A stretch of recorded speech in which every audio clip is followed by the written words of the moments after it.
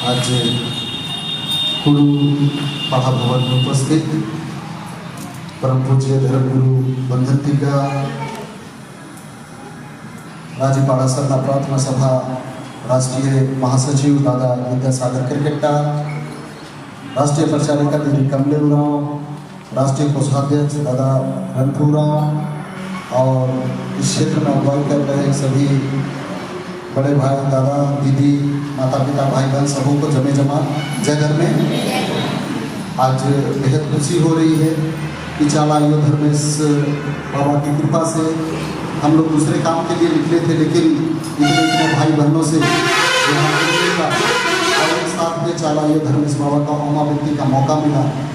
और निश्चित रूप से आज यही वो पल है, यही वो समय है, बृहस्पतिवार का दिन है, जिसके कारण आज सिर्फ रांची नहीं, सिर्फ लोहरदगा ही नहीं, सिर्फ गुमला नहीं, केवल झारखंड नहीं, बल्कि उड़ीसा, छत्तीसगढ़, बंगाल, बिहार, असम, यूपी, एमपी, आज सारे लोग ये बिठे का दिन जो हम लोग का पुरखा लोग पवित्र दिन खा रहा है, जिस दिन हार पूरी नहीं किया, इस दिन बेटी विदा नहीं किया, इस दिन चाला अयोध्या में बाबा का ओमावृत्ति किया।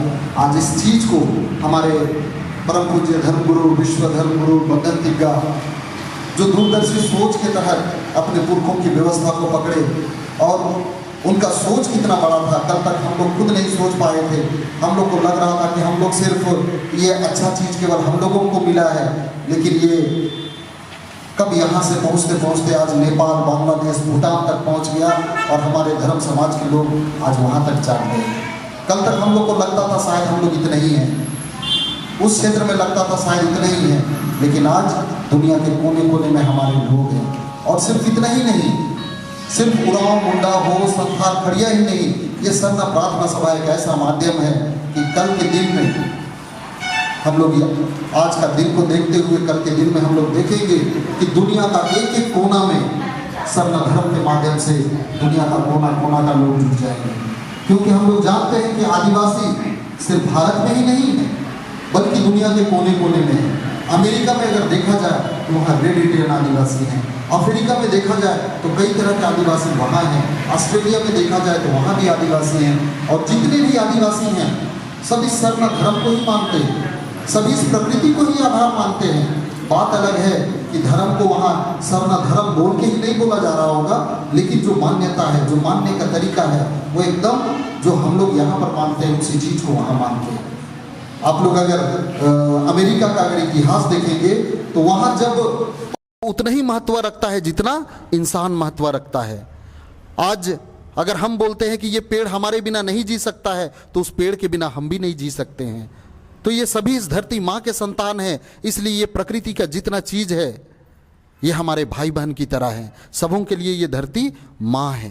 तो इतना सुंदर विचार ये आदिवासी विचार है, ये सरना का विचार है। उन लोगों ने कहा कि तुम्हारे हिसाब से विकास का नजरिया कुछ अलग होगा, तुम कल के दिन में यहाँ फैक्ट्री बैठाओगे और यहाँ जो गाड़ी चलेगी, जो धूल उड़ाएगा, जो धुआं उड़ाएगा, उसको तुम विकास कहोगे। लेकिन हम आदिवासी लोग उसको विकास नहीं, उसको बर्बादी मानते हैं। आज हम लोग जंगलों के बीच में रहते हैं, उस जंगल से जो भीनी भीनी फूलों का, जो पेड़ का फूल का जो खुशबू आता है, हम लोग उसको विकास बोलते हैं। जो शुद्ध हवा हमें सांस लेने के लिए मिलता है, हम उसको विकास बोलते हैं। जो शुद्ध पानी पीने को मिलता है, हम उसको विकास बोलते हैं। आप इस फैक्ट्री के माध्यम से आप नदी को गंदा कर देंगे, इस हवा को गंदा कर देंगे, इस पर्यावरण को गंदा कर देंगे, आप उसको विकास बोलते हैं। आपका विकास का पैमाना अलग है, हमारा विकास का पैमाना अलग है।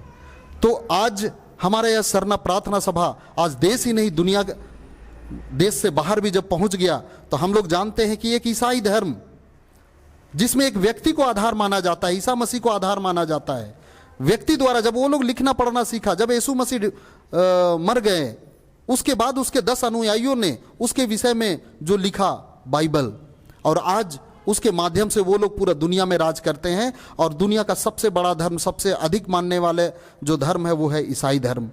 तो जब वो किसी व्यक्ति को आधार मानकर इतना दूर चल सकते हैं, तो हम तो साक्षात इस प्रकृति को मान रहे हैं, जिससे बड़ा कोई भी नहीं हो सकता है। आज दुनिया के लोग जिसको भी भगवान मानते हैं, चाहे वो ईसा मसीह हो, मोहम्मद पैगंबर हो, गौतम बुद्ध हो, महावीर जैन हो, जो भी जिसको भी वो लोग भगवान मानते हैं, वो भी बिना हवा का जीवित नहीं रह सकते थे, बिना पानी का जीवित नहीं रह सकते थे, बिना खाना खाए जीवित नहीं रह सकते थे। वो लोग भी इस धरती माँ के कोख से ही पैदा लिए। वो ये नहीं बोल सकते हैं कि हम कहीं दूसरे जगह पैदा लेके इस धरती में आए। तो हमारे पुरखों ने उस चीज को आधार माना और वही है सरना धर्म। तो कल के दिन में जब इस धर्म की बात होगी, तो जब यरूशलेम से ईसाई धर्म का प्रचार पूरे दुनिया में हो सकता है, तो क्या हमारा सरना धर्म का प्रचार पूरे दुनिया में नहीं हो सकता है? हो सकता है। और जिस दिन ये सरना धर्म को पूरा दुनिया के लोग जानने लगेंगे, इस दुनिया में फिर से सतयुग आएगा।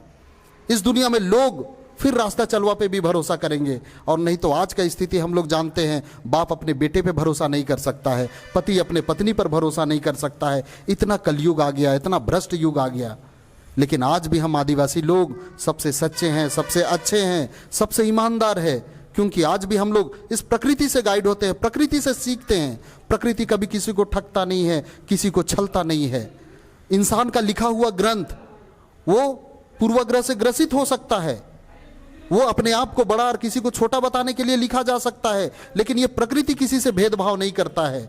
ये जो वर्षा होती है, ये नहीं बोलता है कि हम केवल उरांव का खेत में बरसेंगे, केवल मुंडा का खेत में बरसेंगे, ऐसा नहीं होता है। ये बारिश होता है, ये सबों के लिए होता है। ये जो हवा हम लोग सांस लेते हैं, ये सबों के लिए होता है।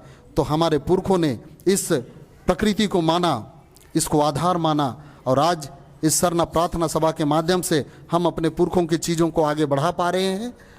और इसी तरह से हम लोग लगे रहेंगे और निश्चित रूप से हमारे पुरखों का जो विरासत है उसे बचा पाएंगे। हमारे परम पूज्य धर्मगुरु और जितने भी अगुवागण हैं, उनके द्वारा जो पहल किया गया, इसको हम लोग आगे बढ़ा पाएंगे। तो बहुत बहुत धन्यवाद आप लोगों का। इसी तरह से ये बीफे का दिन हम लोग जुटेंगे, बैठेंगे, अपने बाल बच्चों को भी अपने धर्म, अपने समाज के बारे में बताएंगे। निश्चित रूप से हमारा धर्म, हमारा समाज और चालायो धर्मेश बाबा को ओहमा बिनती पूरा दुनिया में होगा। तो इतना ही कहकर हम अपनी बातों को अंत करते हैं। सबों को जमे जमा। जय धर्मेश।